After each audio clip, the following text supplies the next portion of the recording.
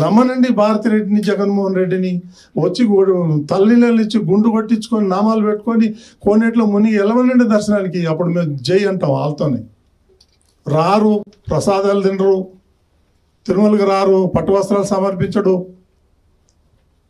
ఇవన్నీ పెట్టుకొని వాళ్ళు మేము నిస్వార్థంగా మా మంచినీళ్ళు మేము తాగుతూ, మా టీ మేము తాగుతూ మేమందరం పనిచేస్తూ ఉంటే ఇప్పటి వరకు కూడా మా కమిటీ నుంచి ₹1 ఈ 9 నెలల్లో టీటీడీకి భారం వేయలేదు.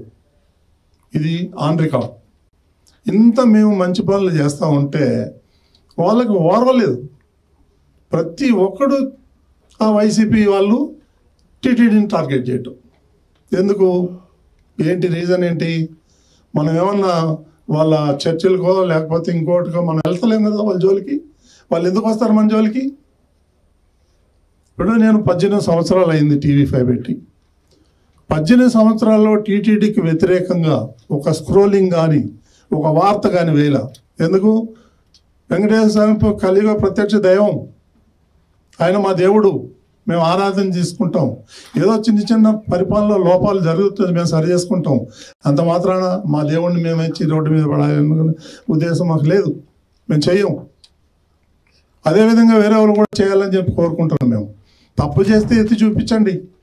అర్ధరాత్రి పూట క్యూ లైన్ లేకపోతే అక్కడ ప్రజలు పడే బాధలు వర్ణనాతీతం.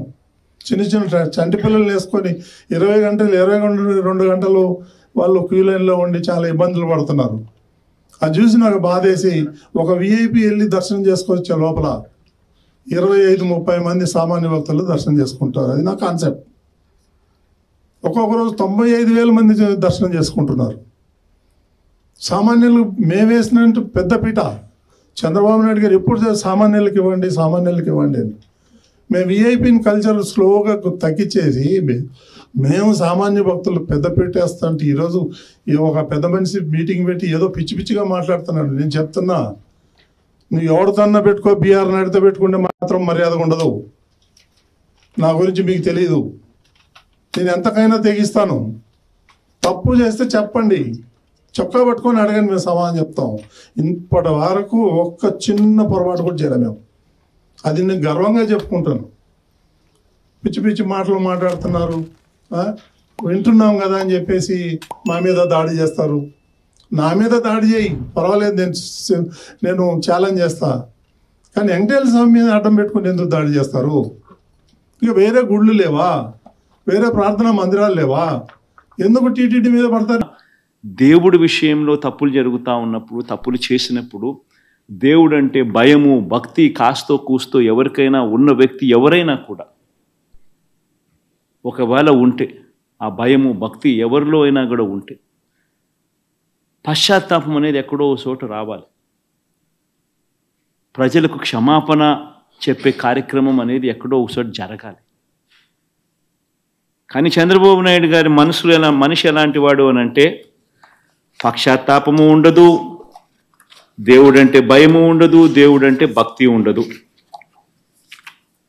చివరికి ఏ స్థాయిలో చంద్రబాబు నాయుడు గారి అబద్ధాల ప్రచారాలు, భయము, భక్తి ఏదీ లేకోకుండా తాను ప్రవర్తించే తీరు ఎలా ఉందనంటే ఆశ్చర్యం.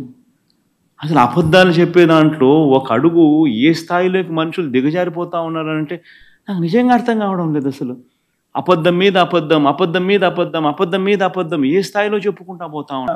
మనిషి అన్నాక కొద్దో గొప్ప ఎక్కడైనా కూడా భయం ఉండాలి దేవుడు అంటే, భక్తి ఉండాలి దేవుడు అంటే. వక్రీకరణ చేసే విషయంలో ఇంత దారుణంగా వక్రీకరణ చేస్తారు. తెలుగుదేశం పార్టీ వాళ్ళకి స్ట్రిక్ట్ గా వార్నింగ్ ఇస్తున్నాం.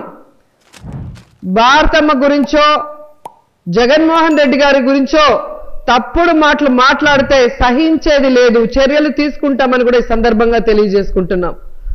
చీరలు కట్టుకోవాల్సిన నాయకత్వం చంద్రబాబు నాయుడుది, జగన్మోహన్ రెడ్డి గారిది కాదు. దొంగలాగా కరకట్టులో దానుకున్న చంద్రబాబు నాయుడు చీర కట్టుకు ఎక్కడో ఏదో జరిగితే తల్లి లాంటి మా భారతమ్మపై